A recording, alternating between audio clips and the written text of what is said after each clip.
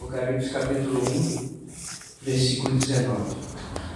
O Senhor Jesus Cristo fala para João: escreve as coisas que tens visto, e as que são, e as que depois destas hão de acontecer. Então, o livro de Apocalipse é exatamente sobre isso.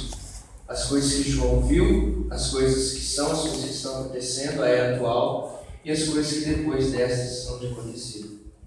As coisas que viste é o capítulo 1, uma visão que João teve do Senhor Jesus ressurreto. As que são, que é a era atual da igreja, representada pelas 7 igrejas da Ásia. São os detalhes dessa era da igreja. Já nos estudos anteriores nós já compreendemos o que é a era da igreja. As coisas que vão ser depois destas, os principais eventos, a tribulação e o reino milenar. Já entendemos também os motivos de cada um. Já entendemos o porquê da tribulação durar 7 anos. Agora, o que está faltando, lembrando que as coisas vão acontecer, do Apocalipse 4, 22, sendo que a maior parte dele é sobre a tribulação, que vai do capítulo 6 até o capítulo 19. Então, o que está faltando agora? Esse evento-chave aqui, que é a segunda vinda do Senhor Jesus Cristo. Compreenderemos agora, daqui a pouco, porque ainda falta uma coisa, que há etapas diferentes de uma mesma segunda vinda de Cristo, dentre elas o arrebatamento e segunda vinda à terra. Eu não gosto muito dessa expressão aqui porque confunde, né? Segunda vinda faz parte da segunda vinda. Mas isso aqui é a segunda vinda de Cristo à terra, tanto o arrebatamento faz parte de uma mesma segunda vinda. Daqui melhor. Eu gosto dessa expressão aqui, aparição de Cristo. Tanto o arrebatamento como a aparição de Cristo faz parte da segunda vinda de Cristo. Bom, mas antes de nós compreendermos a segunda vinda de Cristo, darmos mais a fundo, falta completar esse estudo aqui.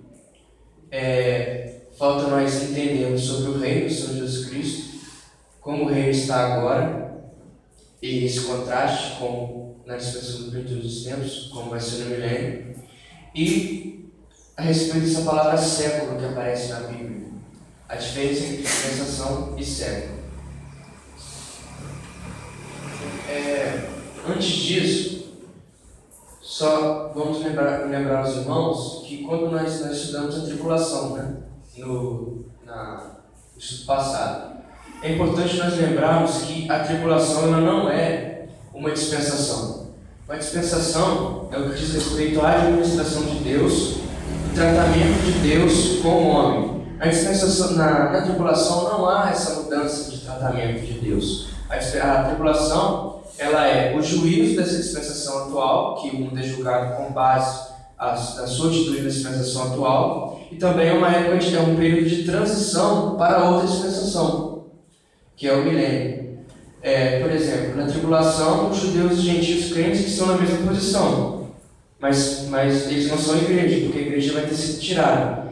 Então, é um período de transição, uma mesclagem entre a graça e a transformação dos tempos. Um período parecido são os 3 anos e meio do ministério de Cristo, que foi a transição da lei para a graça.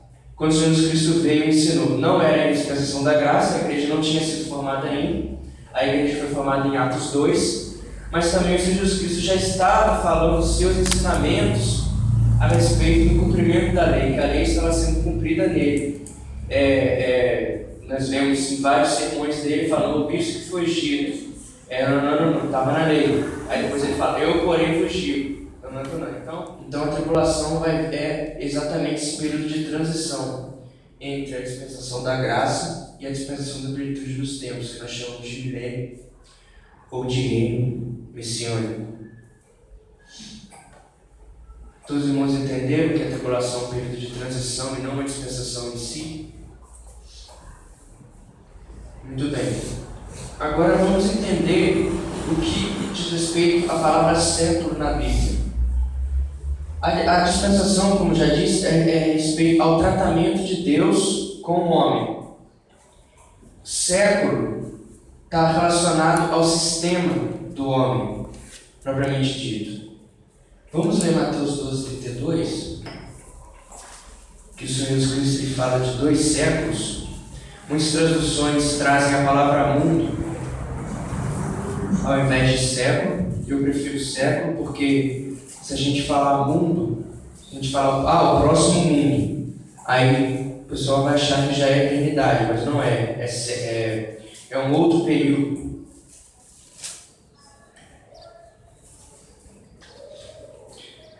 Mateus 12:32.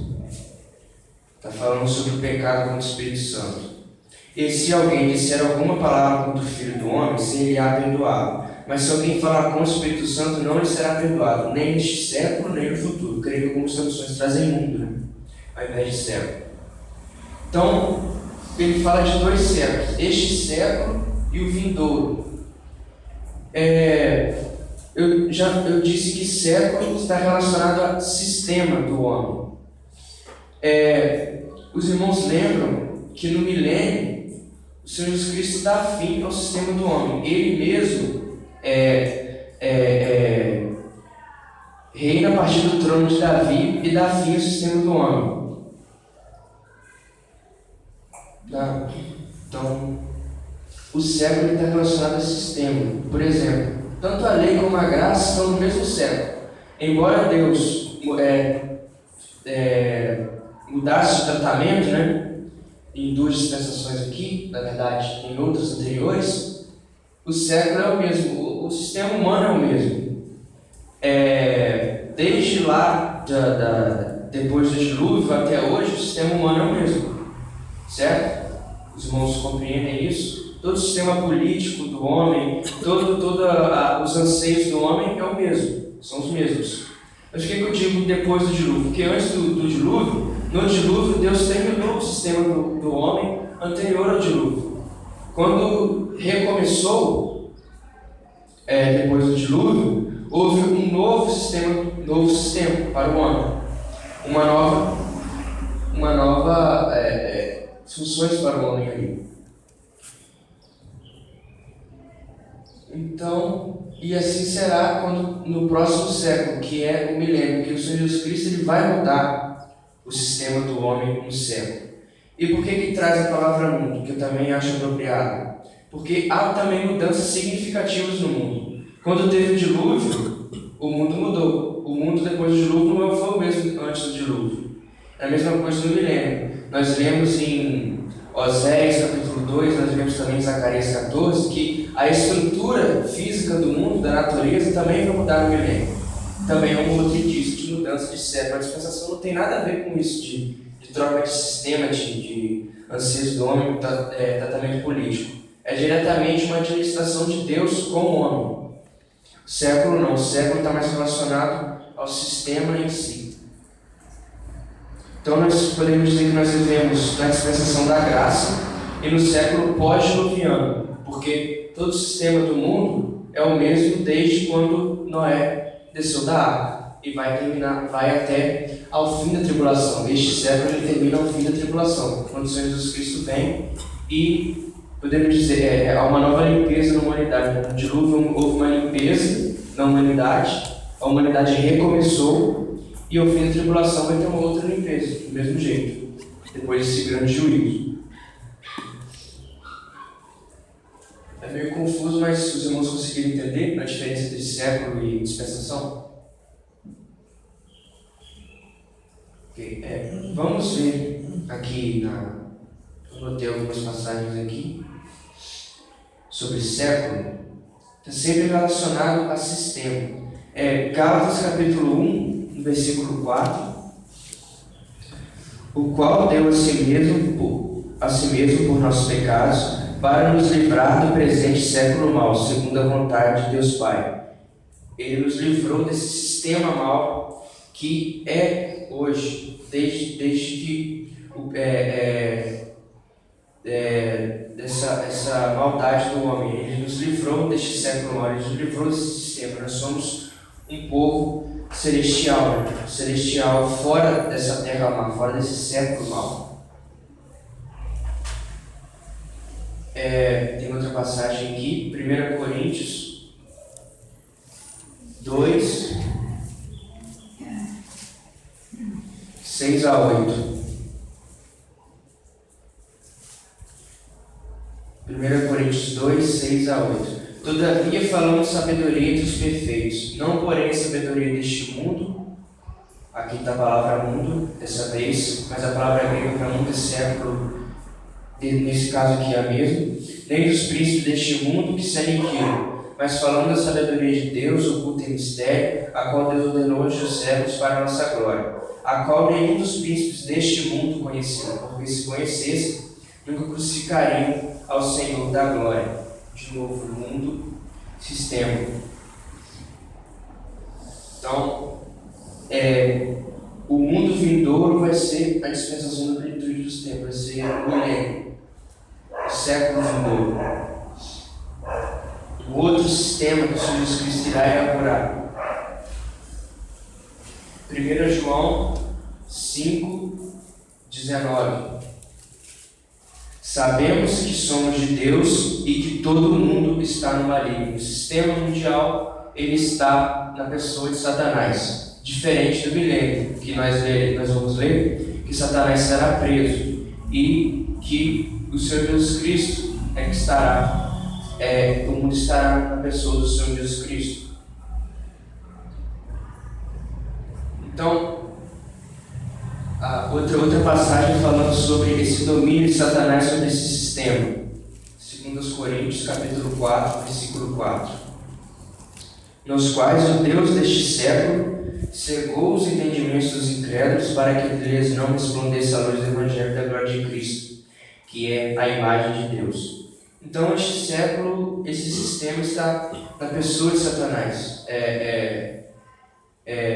Tanto que Satanás, na tentação do Senhor Jesus Cristo, mostrou todos os reinos da terra e falou: tudo isso te darei, se prostrado me adorares. Então, todo este mundo, ele jaz no maligno. E tanto na dispensação, tanto na dispensação da lei como na dispensação da graça. Mudou a dispensação, mas o século não mudou. O sistema não mudou, correto? Mas na próxima dispensação, que é a dispensação da plenitude dos tempos, aí vai mudar. Porque esse domínio de Satanás, ele vai ser tirado. Muito bem. Todos os irmãos compreenderam sobre século? Então já sabemos a diferença de século e dispensação. Vieram a dispensação da graça, mas no século, podemos dizer, século pós-diluviano, como os autores colocam. Muito bem. Mas quando nós falamos que o Senhor Jesus Cristo dá fim a esse sistema de Satanás, nós não estamos negando que o Senhor Jesus Cristo está reinando atualmente. Ele está reinando sim, mas não é da mesma maneira que ele vai reinar durante o milênio. Vamos entender agora essa questão de reino. Quando nós falamos de reino, nós temos que ver em que sentido está falando desse reino. Porque há várias formas de reino na Bíblia. Tem o reino universal, que é que Deus é o governante supremo de toda a história. O reino espiritual, que Deus reina sobre todas as pessoas, nada sai da sua vontade, ninguém pode fazer nada que Deus não permita, Ele está no controle de tudo. Então esse reino universal, esse reino espiritual, ele é muito maior do que tudo. Mas, por exemplo, nós falamos desse século. Deus reina sobre este século, mas Ele permite que Satanás opere sobre os filhos da desobediência. Deus permite até que Satanás nos tente para que nós possamos crescer na fé, como foi com Jó. Veremos que no reino milenar, o Senhor Jesus Cristo dá fim. Eu gosto de falar que agora podemos dizer que é o reino do homem. Deus está reinando, mas Ele permite também que o homem reine segundo... permite que o homem reine também. Mas no reino milenar não, o Senhor Jesus Cristo vai dar fim ao reino do homem. O que caracteriza o reino milenar da era de agora, desse reino, é o restabelecimento do trono davídico, quando nós estudamos sobre a aliança de Davi. O Senhor Jesus Cristo vai reinar a partir do trono de Davi, como governante político deste mundo. É diferente da forma que ele está reinando agora. Ele é rei, ele reina agora, mas não é da mesma maneira que ele vai reinar no milênio. Então, como é que ele reina agora? Antes disso, os irmãos entenderam que ele reina, ele é o rei, ele reina agora, mas não é da mesma maneira que ele vai reinar durante o milênio. Então, de que forma ele reina agora? Nós encontramos isso nas parábolas do reino de Mateus 13, que o Senhor Jesus Cristo fala como seria o seu reino no intervalo de duas vindas dele. Após a rejeição de Israel, como que fica o reino dos céus? É Mateus 13. Está aqui, o autor colocou formas misteriosas do reino, que é uma forma que não foi profetizada no Antigo Testamento. Os profetas não viram que o reino dos céus teria essa forma atual entre as duas vindas do Messias. Então, vamos lá para Mateus 13. Vamos analisar uma parábola pequena que eu acho que é fácil de entender sobre como é o reino do céu, como está o reino do Senhor Jesus Cristo agora. Mateus 13, versículo 47. Antes disso, vejamos essa rejeição de Israel que ocasionou a forma de ser reino atual. Nós já falamos nos outros estudos que Israel como nação rejeitou o Senhor Jesus Cristo. Então Deus colocou Israel de lado por um tempo e a igreja passou a ser a igreja é o povo de Deus na presente era, composta tanto de judeus crentes como de gentios crentes. E da mesma forma o reino mudou. Aqui, no finalzinho do capítulo 12, antes da parábola de Mateus 13, é muito importante nós lermos isso aqui. Capítulo 12, versículo 46. E falando ele ainda à multidão, eis que estavam fora sua mãe e seus irmãos, pretendendo falar. E disse-lhe alguém, isso tudo depois de que Israel mostrou sua rejeição a ele. Disse-lhe alguém, estão de fora tua mãe e teus irmãos querem falar-te. Ele, porém, respondendo, disse ao que lhe falara, quem é minha mãe e quem são os meus irmãos? E estendendo a sua mão para os seus discípulos, disse, eis aqui minha mãe e meus irmãos. Porque qualquer que fizer a vontade de meu Pai que está nos céus, este é meu irmão, irmã e mãe. Então aquele laço carnal ele acabou todo, depois da rejeição do Israel nacional. Então agora, aqui no capítulo 3, ele fala de como fica o seu reino após a rejeição pelo seu povo. E o reino ele vai ficar o seguinte, vai ter tanto o aspecto externo como o interno.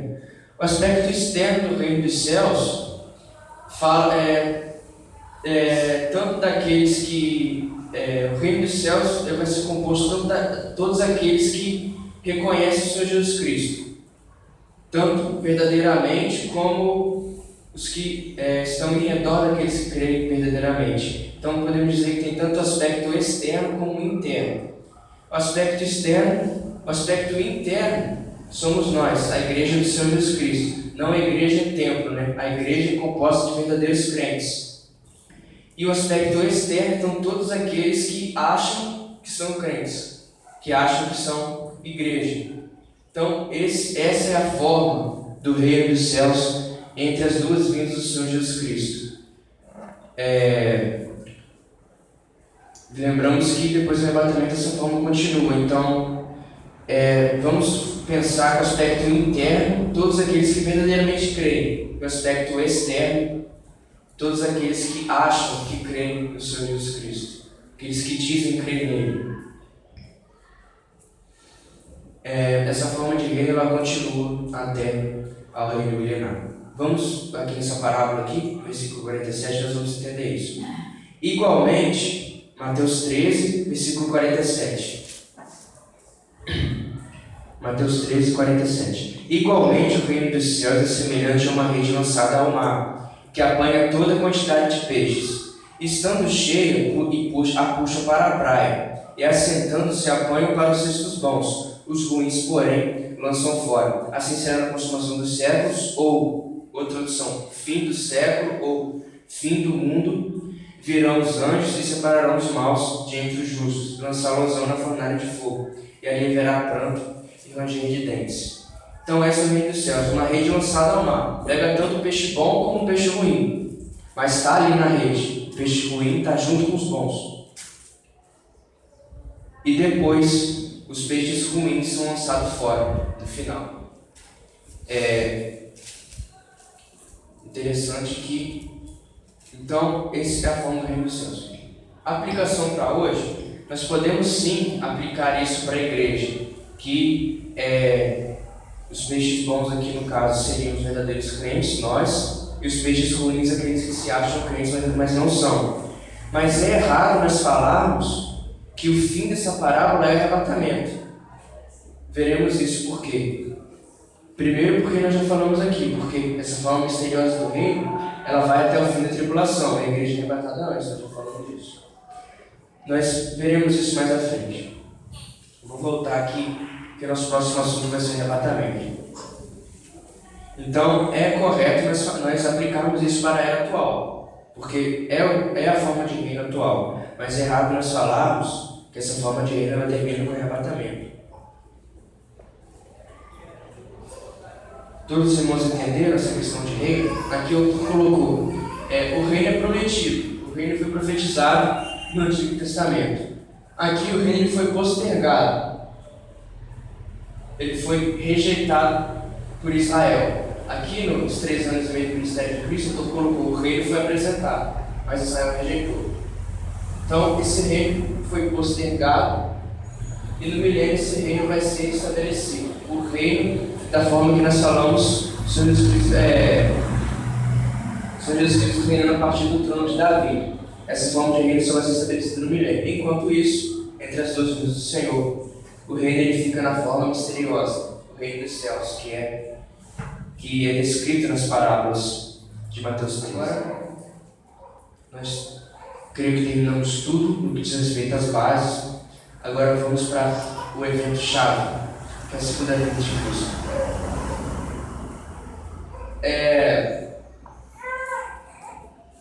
Vivemos a era da igreja e aqui está o arrebatamento da igreja e a aparição de Cristo.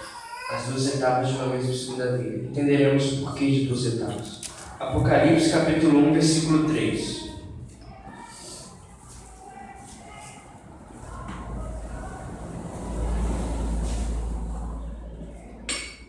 Diz assim: bem-aventurado aquele que lê e os que ouvem as palavras dessa profecia e guardam as coisas que nelas estão escritas, porque o tempo está próximo.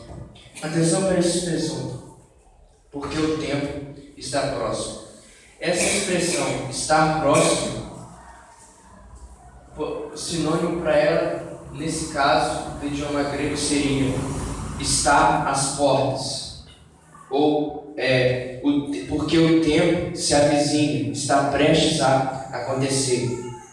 Então, João está revelando para nós que essas coisas proféticas estão prestes a acontecer, acontece a qualquer momento. Mas nós precisamos saber qual é o primeiro evento que nós devemos esperar de todas as profecias que tem na palavra de Deus. Vamos continuar esse raciocínio. Primeiro nós vamos entender que está prestes a acontecer. Agora nós vamos, entre aspas, investigar qual é o primeiro evento que nós como igreja devemos esperar que aconteça. 1 Pedro 4,7, Pedro vai falar quase a mesma coisa que João falou nesse versículo 3 de Apocalipse. 1 Pedro 4, no versículo 7.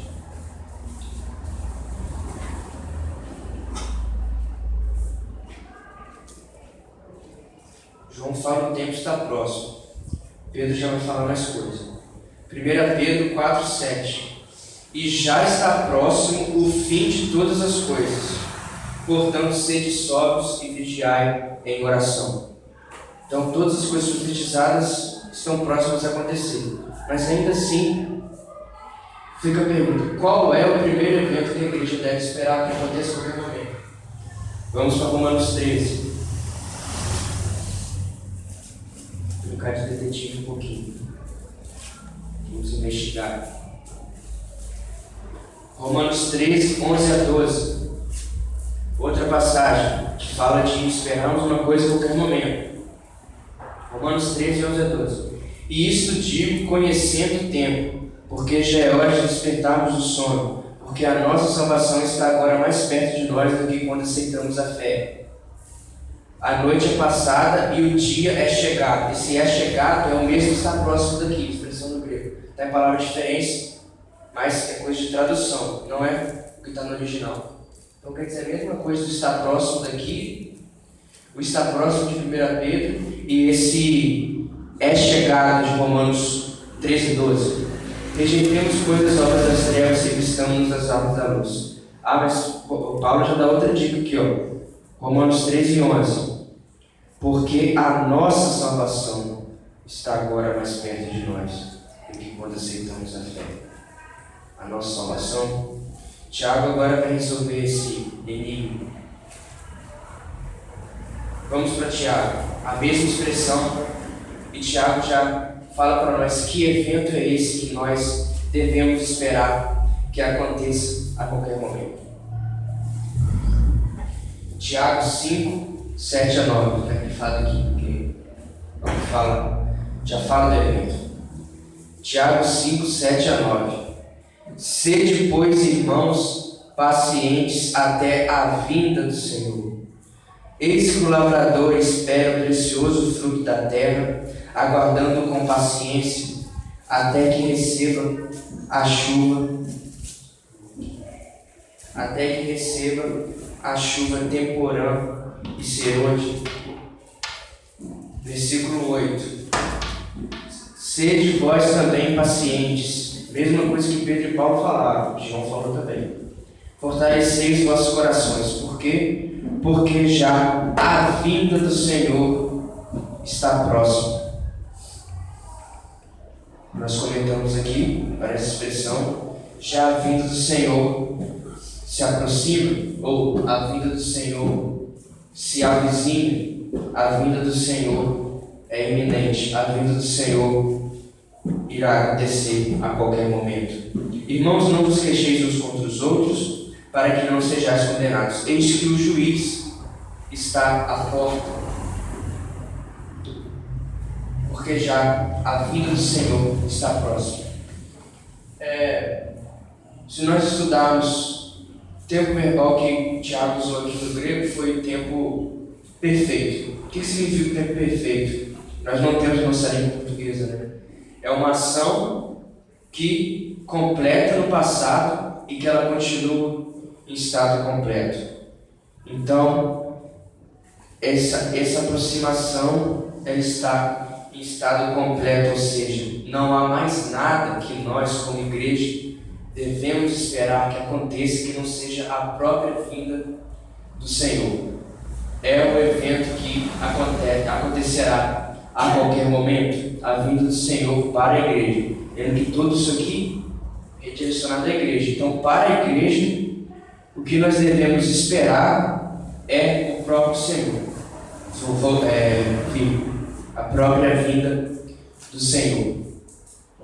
Tiago, então, usando esse termo verbal, perfeito, ainda diz, né? Perfeito. Não há mais nada que a igreja deva esperar que não seja a vinda do Senhor. Como consequência, ela pode acontecer a qualquer momento. Lembrando que, quando nós falamos de vinda do Senhor, lembra que Zacarias 14 também fala de vinda do Senhor, mas diz que é a vinda do Senhor com todos os seus santos. Ora, se lá em Zacarias 14 diz vinda do Senhor com todos os seus santos, o começo da vinda do Senhor é Ele buscando os seus santos. Então nós temos que pensar como o começo da vinda do Senhor que está a qualquer momento. Então, a vinda do Senhor para buscar os seus santos, que deve ser a primeira etapa dessa vinda, acontece a qualquer momento. Temos outras evidências para isso. 1 Coríntios 16, 22. Eu creio que Tiago 5, 7 a 9 é mais claro do que todas as passagens que nós temos de que a vinda do Senhor para buscar a sua igreja a qualquer momento. Tiago 5, 7 a 9 é mais claro. Mas também outras que nos dá boas evidências também para isso. Uma delas, 1 Coríntios 16, 22. 1 1 Coríntios 16, 22. Se alguém não ama o Senhor Jesus Cristo, seja anátema, maranata. Essa expressão maranata vem de 3 palavras no aramaico, que significa nosso Senhor vem. E notamos que ela está numa forma de repetição. Nosso Senhor vem, vem nosso Senhor. Apocalipse 22, 20, João já faz a expressão no grego, né? Apocalipse 22, 20. 22, 20, a mesma coisa que Maranata. Apocalipse 22, 20.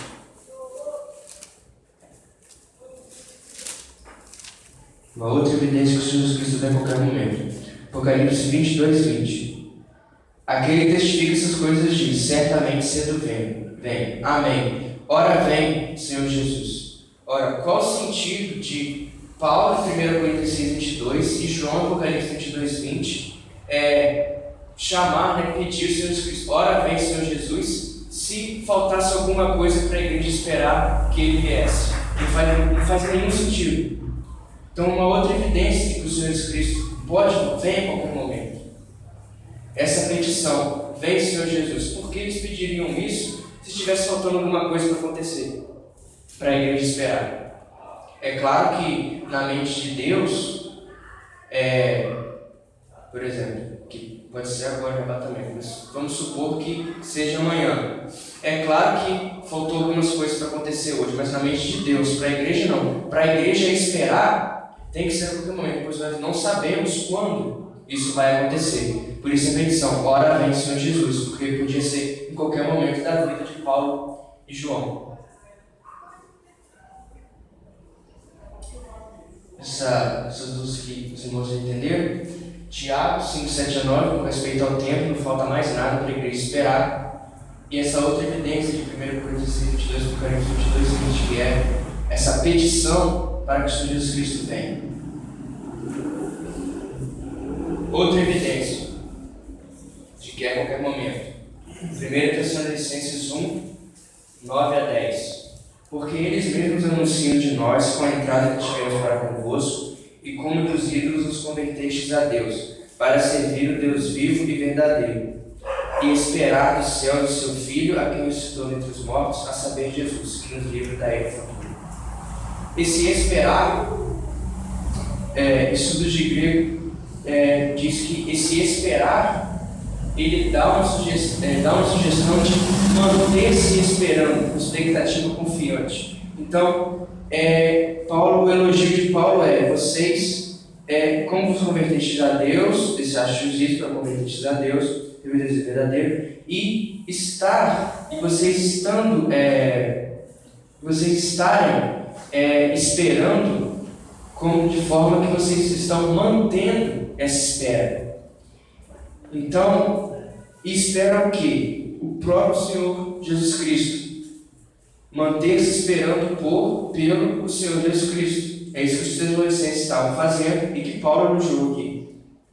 Então, eles estavam esperando algum sinal para que viesse o Senhor Jesus Cristo? Não. Estavam esperando o próprio Senhor Jesus Cristo. Então, é uma outra evidência de um arrebatamento em qualquer momento. Essa espera ser pelo Senhor Jesus Cristo e não por algum evento que tenha que acontecer antes.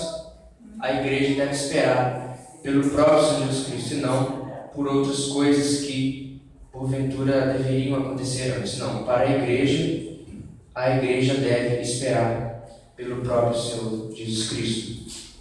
Uma outra evidência de que o arrebatamento é em qualquer momento. Bem, nós não devemos negar que já se passaram 2000 anos desde que a vinda de Cristo podia acontecer a qualquer momento. É claro que o mundo, o palco da tribulação precisa ser montado. Por exemplo, vou dar um exemplo do retorno de Israel em 1948. A igreja, ela não deveria esperar que aquilo acontecesse antes do arrebatamento. Só foi revelado que isso deveria acontecer antes do arrebatamento porque já aconteceu. Mas antes disso, não fala em nenhum lugar da Escritura que antes do arrebatamento isso devia acontecer. Fala que isso deve acontecer antes da tribulação. É claro que deve acontecer antes da tribulação. Mas não necessariamente antes do arrebatamento. Vamos ver o quadro aqui. Ó, preparação do palco para a tribulação. Essa preparação do palco, ela está desde quando a igreja foi formada. Nós veremos que desde a perseguição dos discípulos. Então, o arrebatamento ele acontece em algum momento da preparação deste palco. O arrebatamento ele podia ter acontecido antes do retorno de Israel. Aí depois nós temos a falsa impressão de que o arrebatamento aconteceria hoje e a tribulação aconteceria amanhã. O arrebatamento ele não dá início à tribulação. O que dá início à tribulação é um outro evento. É Israel assinando aliança com o líder do Império Romano restaurado. Isso vamos ver depois. O arrebatamento não é o início da tribulação. O arrebatamento ele é um evento que termina o fim da igreja e ele acontece na preparação do palco para a tribulação. Aqui, reino de Israel de tribulação. É claro que isso deveria acontecer na tribulação. O arrebatamento também deve acontecer na tribulação. Mas não quer dizer que essa reunião não queria dizer que a igreja deveria esperar essa reunião de Israel de tribulação. Tanto os eventos que nós vemos hoje. Por exemplo, nós só soubemos que a reunião de Israel de tribulação ele começaria em 1948, né? Antes do arrebatamento, porque já aconteceu. Mas a igreja, desde o primeiro século, estava esperando o arrebatamento ser a qualquer momento, independente ou não do retorno de Israel para sua terra. É isso que nós devemos. Não podemos pensar na nossa cabeça que o arrebatamento acontece hoje e a tribulação começa amanhã. Pode acontecer várias coisas entre o arrebatamento e a tribulação, que vai levar Israel a assinar aliança com o líder do Império Romano restaurado. É isso que faz a tribulação começar, vamos ver. Porque Mateus 24, veremos que a segunda vinda de Cristo ela não é uma etapa única. Ela tem diversas etapas. A etapa que está falando de Mateus 24 é a etapa depois da tribulação. O que fala em Mateus 24 é a tribulação. É a tribulação. O arrebatamento acontece antes. É que infelizmente, as igrejas têm pregado, inclusive igrejas do nosso princípio, né, a geração, tem falado que Mateus 24 está se cumprindo nos dias de hoje, não está se cumprindo, gente. Que guerras, rumores de guerras, terremotos, todas essas coisas não estão se cumprindo hoje. Essas coisas vão se cumprir na tribulação. O que nós vemos hoje é uma preparação para que isso se cumpra lá. Todas essas guerras que nós vemos hoje, essas catástrofes naturais, não são as catástrofes de Mateus 24, mas sim uma preparação. Se há um aumento significativo de terremotos na tribulação, naquela escala, quer dizer que então, durante a nossa era da igreja, tem que aumentar terremotos. Isso é óbvio. Mas não é o cumprimento disso. Os irmãos entenderam? Nós vemos que terremotos, guerras, rumores de guerras, é o juízo dos selos, lá em Apocalipse 6, que são as primeiras coisas da tribulação, que justamente o Jesus Cristo falou em Mateus 24. Então, a Primeira Guerra Mundial, a Segunda Guerra Mundial, não tem nada a ver com Mateus 24. Nada se compara às guerras que vai ter na tribulação. As guerras que nós temos hoje é uma preparação do palco que está sendo montado para o cumprimento dessas guerras que nós vemos em Mateus 24. Entendido?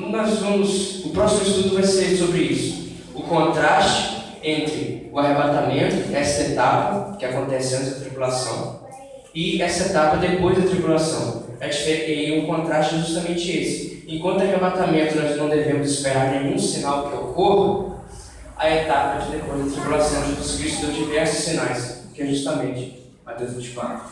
Entendido? Nós não devemos esperar nenhum sinal. Continuando esse raciocínio. 1 Coríntios 1,7, Filipenses 3,20, 2,13.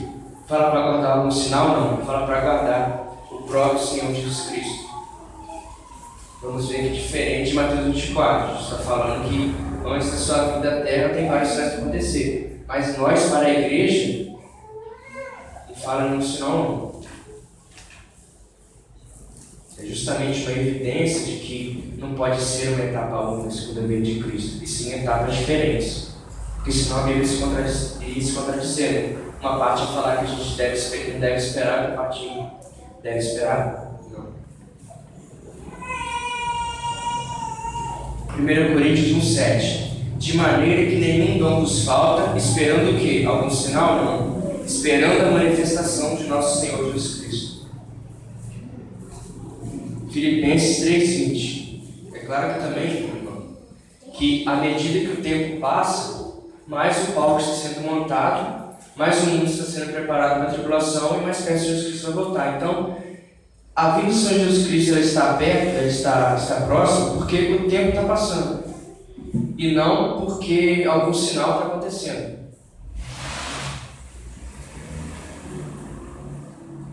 Quer dizer, os sinais estão acontecendo, né? A preparação do palco está sendo montada.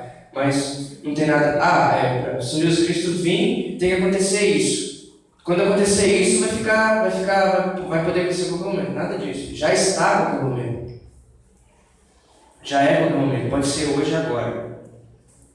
Filipenses 3:20. Mas nossa cidade está nos céus, de onde também esperamos o Salvador, o Senhor Jesus Cristo. Tito 2:13. Vamos ler a partir do versículo 11. Tito 2:11. Porque a graça salvadora de Deus se há manifestado a todos os homens, ensinando-nos que, renunciando à impiedade e às concupiscências mundanas, vivamos neste presente século ao século de novo, sóbria e justa e piamente. Aguardando algum sinal? Não. Aguardando a bem-aventurada esperança e o aparecimento da glória do grande Deus e do nosso Salvador, Jesus Cristo. Então nós devemos esperar a nossa bendita esperança, né? A vinda do nosso Senhor Jesus Cristo. Outras passagens que não falam exatamente de esperar o Senhor Jesus Cristo, mas são expressões que nos levam à vinda do Senhor Jesus. Romanos 8:23. De coisas que acontecem na vinda do Senhor Jesus Cristo para buscar a sua igreja. Nós também devemos aguardar essas coisas. E não só ela, ou seja, a natureza, mas nós mesmos, que também temos as primícias do Espírito, também gememos em nós mesmos, esperando a adoção, a saber, a redenção do nosso corpo, quando nós recebemos corpos novos da vinda do Senhor Jesus Cristo. Gálatas 5:5. Porque nós, pelo Espírito da fé, aguardamos a esperança da justiça. Então, em nenhum momento fala para a igreja aguardar nenhum sinal que deva acontecer antes, mas sim aguardar o próprio evento, que é a vinda do Senhor. Lembremos de Tiago 5:7-9, né, que nós dizemos que a passagem é mais clara, que não falta mais nada para a igreja esperar, que não seja a própria vinda do Senhor. Outras passagens que indicam essa iminência, para terminarmos esse assunto. O que é iminência, né? Iminência é uma coisa que pode acontecer a qualquer momento. Umas coisas podem acontecer antes do evento iminente, tanto que a preparação do palco para a tribulação. Mas nada precisa acontecer antes desse evento. Para a igreja, nada precisa acontecer. Para Deus, é claro que precisa acontecer, porque Ele sabe de tudo, mas nós não sabemos o dia. Então nós devemos esperar, nós devemos esperar que ocorra a qualquer momento.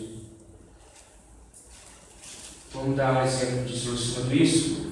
Por exemplo, há um desabamento, desce o barranco. Aí a casa está embaixo.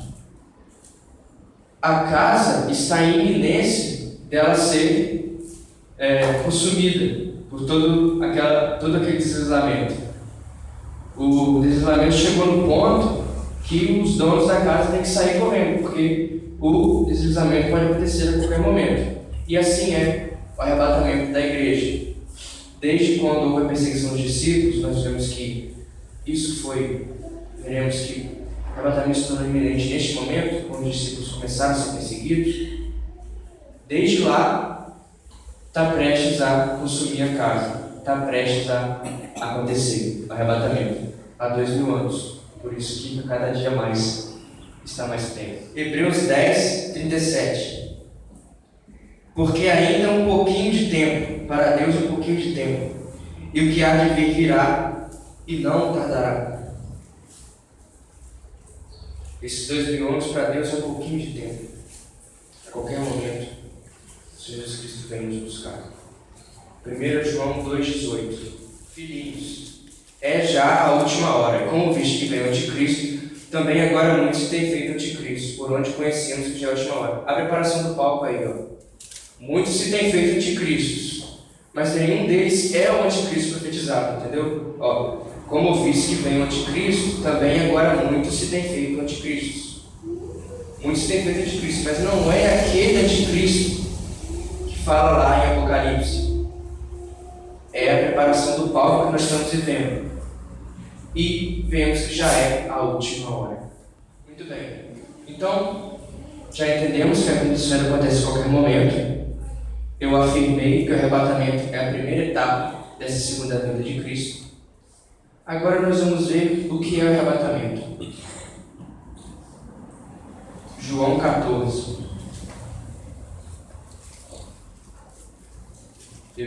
Eu afirmei, lembrando de Zacarias 14, que estava lá, vindo o Senhor Jesus Cristo com todos os seus santos. Antes do Senhor Jesus Cristo vir com os seus santos, ele tem que buscar os seus santos. E é exatamente isso que ele fala em João 14. João 14. Não se turbe o vosso coração. Credes em Deus, credes também em mim. Na casa de meu Pai há muitas moradas. Se não fosse assim, eu vos teria dito. Vou preparar-vos lugar. E quando eu for e vos preparar lugar, virei outra vez e vos levarei para mim mesmo, para que onde eu estiver, estejais vós também. Coisa maravilhosa, né, que nós vemos aqui. O Senhor Jesus Cristo vindo nos buscar. Então, o arrebatamento é isso. Versículo 3 aqui é: vos levarei para mim mesmo. Esse levarei no grego é receber para si. Então, ele diz: eu virei outra vez e vos receber. Outro aspecto, ele disse: casa de meu pai, muitas moradas. Aí depois ele fala: vou preparar outro lugar. Depois, para que onde eu estiver. Se ele vai ao céu, então ele está falando: aonde eu estiver, seja Jesus também. Então ele vem nos buscar e nós vamos para a casa do Pai. Nós vamos direto para o céu. É isso que está falando aqui, né? Ó, para que onde eu estiver, estejais vós também. Ele diz: vou preparar outro lugar. Vou preparar outro lugar. Quando eu for e vos para o lugar, virei outra vez, vos receberei, e para que onde eu estiver, estejais vós também.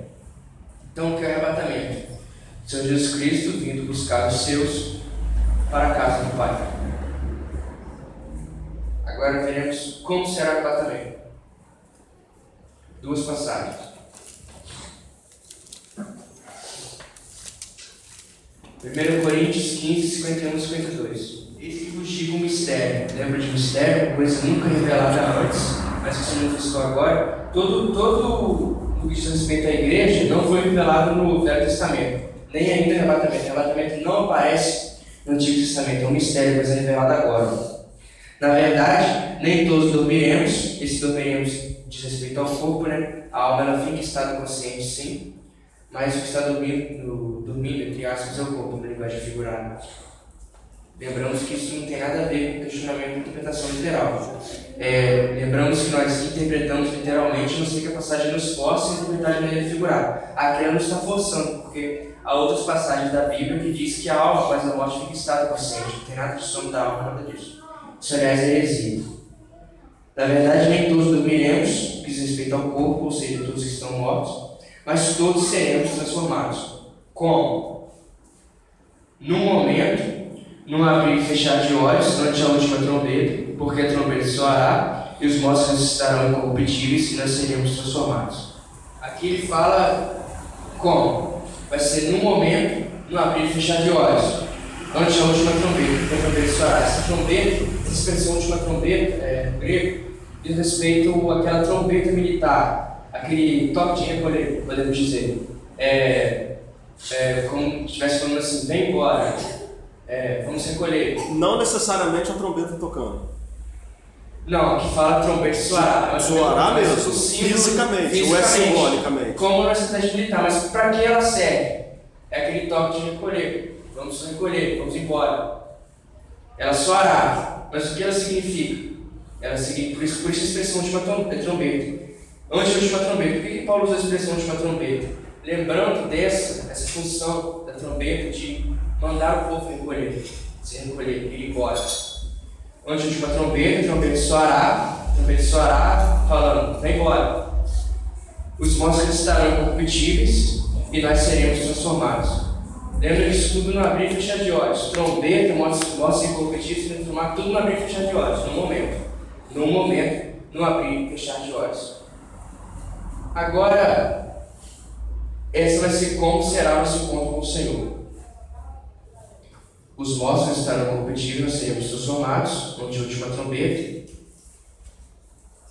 no momento do abrir e fechar de olhos. Agora, vamos pensar nisso em câmera lenta, que é justamente 1 Tessalonicenses 4, 13 e 18. Paulo fala, primeiro vai acontecer isso, primeiro isso, depois isso, depois isso. Como se fosse câmera lenta, 1 Coríntios 15, 52. 1 Coríntios 15, 52, abrir e fechar de olhos.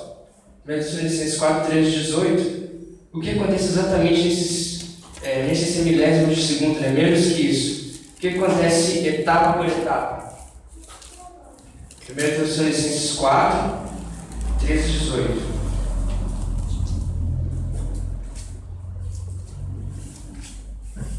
Câmera lenta.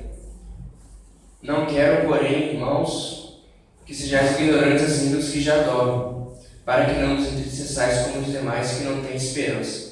Porque se cremos que Jesus morreu e ressuscitou, assim também assim que Jesus dorme, Deus os tornará a trazer com ele. Dizemos, pois, isso pela palavra do Senhor, que nós, os que ficarmos vivos para a vida do Senhor, não precederemos os que dormem.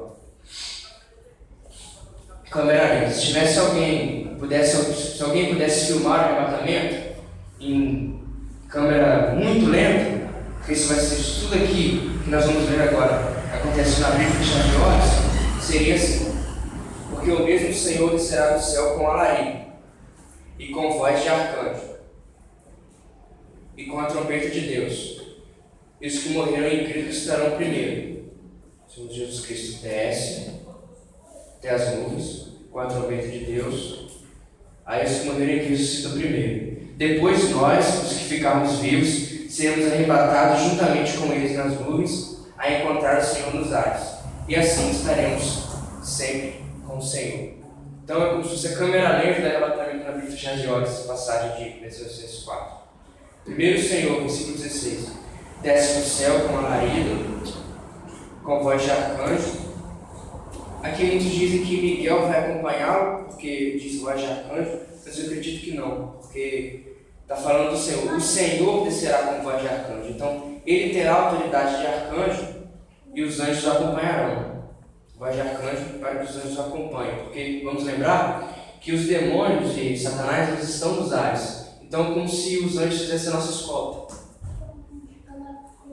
Com voz de arcanjo, com a trombeta de Deus. Com a trombeta de Deus. Aí, Paulo, vamos lembrar de 1 Coríntios 15, toca a trombeta. Os que morreram em Cristo ressuscitarão primeiro. Então, as almas descem lá do trono de Deus, vêm, se seus corpos não se decompuseram ainda, já ressurgem. Aí, nós temos um mistério, e os corpos que já se decompuseram. E os incinerados. Irmãos, eu imagino que as cinzas vão todas voltar e quem foi jogado no mar, o mar vai devolver. Isso é uma coisa que é indescritível. Nossa mente não consegue enxergar isso. Nem em câmera lenta aqui de 1 Tessalonicenses 4. Né? Mas quem vai ficar aqui vai poder ver nessas câmeras registradas aí o desaparecimento de muitas coisas. Não, as câmeras não vão conseguir captar essa 1 Tessalonicenses 4, 13. Não consegue não. Abrir e fechar de olhos isso tudo. Só vai sentir a ausência do Deus. Aí eles vão. Nós vamos ver que eles vão entrar em desespero, porque eles não vão saber, mesmo aqueles que ouviram essa palavra aqui, eles não vão entender. Então, cronologia, câmera lenta. Os que morreram em Cristo estarão primeiro. Depois nós que ficarmos vivos, seremos arrebatados justamente com eles. Então, quando o corpo deles, natural, estiver subindo, nós, o nosso corpo natural, vamos acompanhá-los. Seremos arrebatados justamente com eles nas nuvens. Aí, nós teremos nossos corpos transformados, todos nós juntos, a encontrar o Senhor nos ares, e assim estaremos para sempre com o Senhor, nós iremos para a casa do Pai. E interessante que a palavra arrebatados, ela vem do grego e ela significa tirar por meio da força, arrancar. Vamos lembrar quando Filipe ele foi tirado ali junto de Eunuco e foi lá para os arredores de Gaza, ali, Azoto. Ele foi arrebatado. Assim, juntamente nós seremos arrebatados, nós seremos tirados daqui com força. Porque por nós mesmos nós não iríamos, né? Se Jesus chamasse para nós irmos, como é que a gente ia? Não tinha como, né? Por nós mesmos é impossível, nós vamos, pela graça de Deus, vamos ser tirados à força. Uma outra coisa para concluir sobre arrebatamento, tem se ouvido muito hoje em dia que só os crentes, podemos dizer entre aspas, espirituais, queiram ser arrebatados. Os outros crentes que não estavam em condição de vigiar e de orar vão passar a tribulação para se arrepender da tribulação. Isso não existe, isso é uma mentira. Vamos desmentir isso agora. Veremos que todos os crentes, independente de estar vigiando ou não, eles estarão com o Senhor no arrebatamento. 1 Tessalonicenses 5, do versículo 9.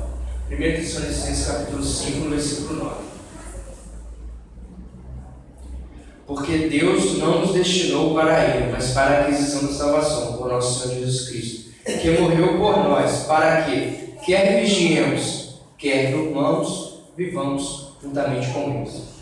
Independente da condição do crente, se ele é crente, ele será arrebatado com o Senhor Jesus Cristo. Bem, aí agora vai ficar a questão do nosso próximo estudo, que a nossa irmã, antes de nós terminarmos, ela já percebeu e já perguntou. Vemos que o arrebatamento ele acontece no abrir e fechar de olhos. Se acontece no abrir e fechar de olhos, só nós que sentiremos isso que vamos ver. O mundo não tem como ver, no abrir e fechar de olhos não tem como ver. Mas Apocalipse 1:7 fala isso aqui, ó. Irmãos podem conferir nas suas Bíblias, Apocalipse 1:7.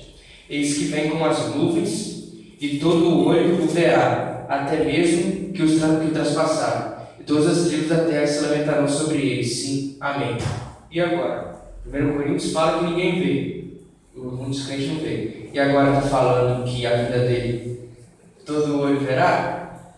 É justamente o que nossa irmã viu, que perguntou. Que exatamente essa necessidade de duas etapas de uma mesma segunda vinda. Na etapa do arrebatamento, ninguém vê. Na etapa da aparição de Cristo ao fim da tribulação, todo o olho o verá. Outros contrastes. Isso que eu acabei de falar. 1 Coríntios 15, 52, Mateus 24, 27. Quando 1 Coríntios 15, 52 fala que não abrir e fechar de olhos, Mateus 24, 27 diz que assim como o relâmpago que sai do Oriente se mostra até o Ocidente. A pessoa vê o relâmpago, assim será também o Filho do Homem. Vemos essa necessidade de etapas. Mateus 24, 32 e 33. Aprendei, pois, as palavras da figueira. Quando já os seus ramos estão termos e brotam folhas, sabeis que está próximo o verão. Igualmente, quando vide todas essas coisas, sabeis que ele está próximo às portas. Então, para ele estar próximo às portas, aqui em Mateus 24, que é a aparição dele à frente da tribulação, tem que acontecer todas aquelas coisas. Lucas 21, 28. Ora, quando essas coisas começarem a acontecer, olhai para cima e levantai as vossas cabeças, porque a vossa redenção está próxima, está iminente, né? Se avizinha. Então, quando Mateus 24 fala quando todas essas coisas, Lucas 21, 28 fala quando começarem a acontecer. Ou seja, quando acontecer a primeira coisa que eu falei, vai ficar iminente. A primeira coisa que ele fala, que deve acontecer antes de todos esses sinais, é a perseguição dos discípulos. Como a perseguição dos discípulos já aconteceu, o arrebatamento já está iminente. Essa etapa, essa primeira etapa da vinda do Senhor Jesus Cristo está iminente, enquanto uma outra etapa ainda não, tem que ser a tribulação primeiro. É isso que nós veremos no próximo estudo. A segunda vinda de Cristo ela tem um começo, que é o arrebatamento. Ela tem várias etapas. Ela tem um começo, que é o arrebatamento. Ela tem um curso, que é o tribunal de Cristo, a esposa do Cordeiro, que acontece no céu. Ele tem uma manifestação visível, uma aparição visível, que é seguido da descida ao Monte das Oliveiras, que nós vemos em Zacarias 14. Então, e um clímax, que é a destruição da terra após o milênio. Então a segunda vinda de Cristo, ela não é uma etapa única, ela é um evento com várias etapas. E nós vamos contrastar essa etapa de antes da tribulação e essa etapa de depois da tribulação, para nós provarmos que existem essas duas etapas, senão, caso contrário, a Bíblia iria se contradizer, e nós vamos ver a diferença entre o arrebatamento e essa segunda vinda da terra, para nós não nos confundirmos quando nós vamos ler a palavra de Deus. Nós sabemos se a passagem se refere à segunda vinda de Cristo com a etapa do começo, que é o arrebatamento, ou a etapa da manifestação, que é a aparição visível do Senhor Jesus Cristo. Arrebatamento, acontece a tribulação, entre uma e outra é aquela etapa do curso, depois vem a aparição de Cristo. Veremos isso aqui, ó. Todo esse processo da segunda vinda de Cristo. Arrebatamento, nós cristãos, arrebatamento. Aí o que acontece no curso? O galardão dos crentes, as boas do cordeiro, essas passagens aqui. Aí depois vem a aparição de Cristo para o reino milenar. E após o reino milenar vem a destruição da terra. Então é isso que nós veremos no próximo estudo. Se o Senhor Deus assim nos permitir, que isso esteja nos abençoando, cada dia mais com o desejo de aprendermos mais